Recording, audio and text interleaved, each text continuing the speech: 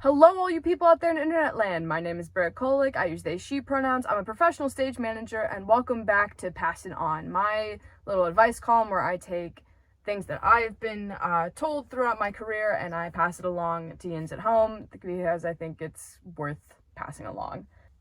Today we're going to talk about giving grace. Giving grace was an expression that I was told probably 3 years ago by my mentor, Ryan.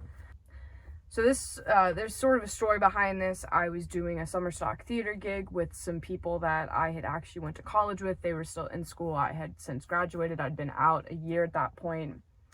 And somebody was late. Somebody was very late and late for several consecutive days. And it was really starting to tick off one of our guys. And this guy just sort of started like bitching and moaning and like this, that, and the other. And I'm just nodding along and drilling holes in what we were doing, and like and when everyone left, it was just Ryan and I. He goes, "You handled that really well." I said, "What are you talking about?" Because in my mind I didn't do anything. I just sort of existed and nodded along. And he looked at me and said, "You 2 years ago would have stopped everything you were doing, would have gone and called the guy who was late, and you probably would have been bitching and moaning along with the other guy about like, why isn't he here? What isn't he doing?" He goes, "You gave grace, and that's really important to do."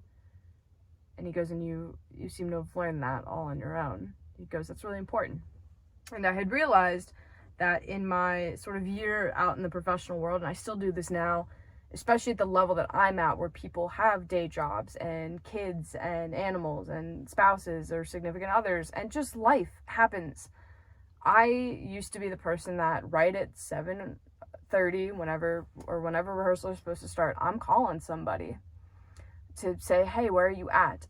I am very fortunate. A lot of actors that I work with are really good at, and hopefully safely, I get really mad when people text and drive, but they'll call me or they'll text me and say, "Hey, I'm on my way. I'm in bumper to bumper traffic. This accident happened," or, "Hey, sorry, my kid threw up. We had to deal with some stuff.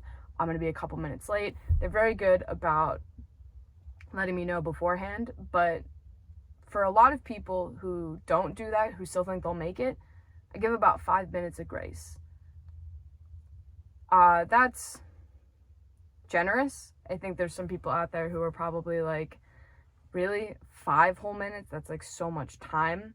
And you should theoretically be starting your rehearsal as soon as the rehearsal start time happens. But I know about extenuating circumstances. I'm fully aware that even though I do professional theater, a lot of times people are coming from other jobs and life happens.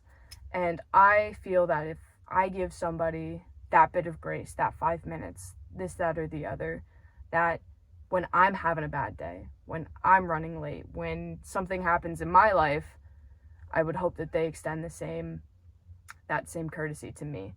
We talk a lot about theater, about keeping the drama out of theater, and I will often use the analogy of dropping my emotional baggage at the door, and I go in and I try to just be a stage manager. But it's hard. It is really, really hard to go into a space and be fully there, especially when like a lot of heavy stuff's happening. So give grace, because at the end of the day, we're all humans. We're all humans, and we're all working together to make something. So give it a little grace, and then hopefully you get a little grace in return. So yeah, with that being said, drink water, give grace, and I will see you all in the next video.